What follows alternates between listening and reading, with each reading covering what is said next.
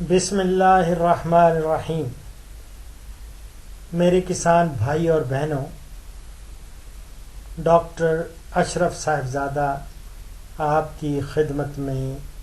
سلام عرض کرتا ہے۔ آج 10 مارچ 2015۔ آج صبح میں مارننگ واک پہ گیا ہوا تھا، ساتھ ہی ہمارے ایک بہت بڑا پارک ہے، اس میں تو مجھے ایک شخص ملے۔ انہوں نے مجھے روک لیا اور کہا کہ ڈاکٹر صاحب،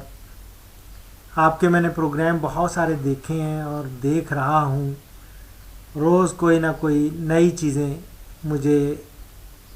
ملتی ہیں، لیکن میں آپ سے یہ پوچھنا چاہ رہا ہوں کہ میں نے کچھ 10-12 مرغیاں رکھی ہوئی ہیں اور ہیں ساری دیسی انڈے کھانے کا شوق ہے، اور لیکن جو آپ فارمولے بتاتے ہیں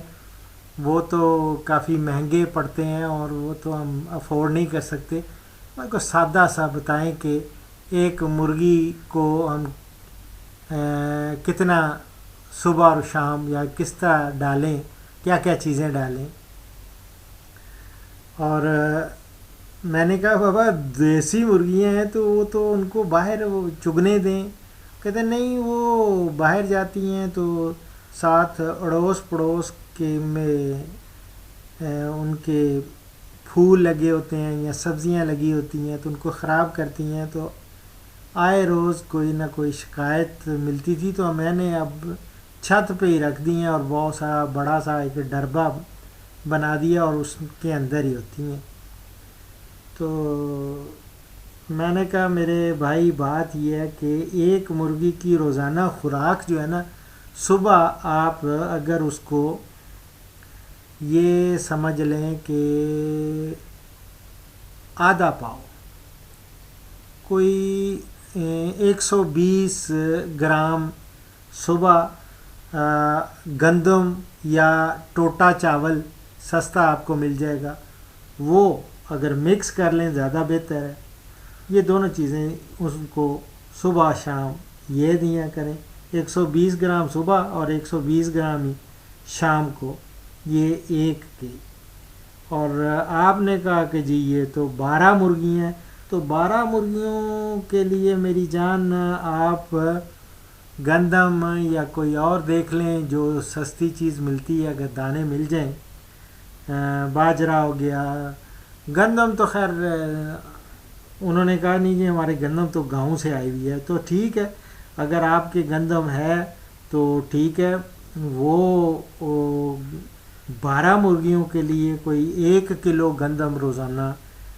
چاہیے ہوگی، یا اس طرح کریں روٹی کے ٹکڑے بچے ہوتے ہیں، روٹی وہ چھوٹے چھوٹے ٹکڑے بنا لیا کریں، تو ٹوٹل گندم اور یہ روٹی کے ٹکڑے 1 کلو کافی ہے روزانہ کا 12 مرغیوں کے لیے۔ اور اس کے علاوہ اگر آپ ان کی کیلشیم، چونکہ انڈے بھی آپ نے لینے ہیں نا، تو اس کے لیے ضروری ہے کہ اگر وہاں یہ مارکیٹ سے منڈی چلے جائیں، وہاں مچھلی کا چورا مل جاتا ہے، تو مچھلی کا چورا مل جائے یا اس طرح کا، وہ کوئی آدھا کلو، وہ بھی 12 مرغیاں ہیں ان کو وہ بھی ڈال دیا کریں۔ اور سبزیاں وغیرہ تو آپ کھاتے ہی ہیں، سبزی کتری بھی ہو اور چاپ کر لیں، وہ اگر یہ روزانہ وہ بھی کوئی 1 پاؤ تو کم از کم ڈالیں، اور اگر زیادہ کر سکتے ہیں۔ اور ان کو خاص طور پہ میں کہوں گا کہ یہ گارلک یعنی لہسن جو ہوتا ہے وہ چھیل کے ضرور ان کو، ہر مرغی کو صبح شام کو 2-2 3-3 وہ جو ہوتی ہیں نا اس کی کیا کہیں گے، تریاں یا جسٹ، وہ آپ چھیل کے ان کو دیں، انشاءاللہ تعالیٰ وہ ٹھیک رہیں گی۔ اور باقی میرا پروگرام دیکھتے رہیں۔ ویکسینیشن میں جس طرح کہتا ہوں، رانی کھیت کا خاص طور پہ رانی کھیت سے بچیں، اور بھی بہت ساری بیماریاں لاحق ہو سکتی ہیں، لیکن یہ ہے کہ میرے جتنے بھی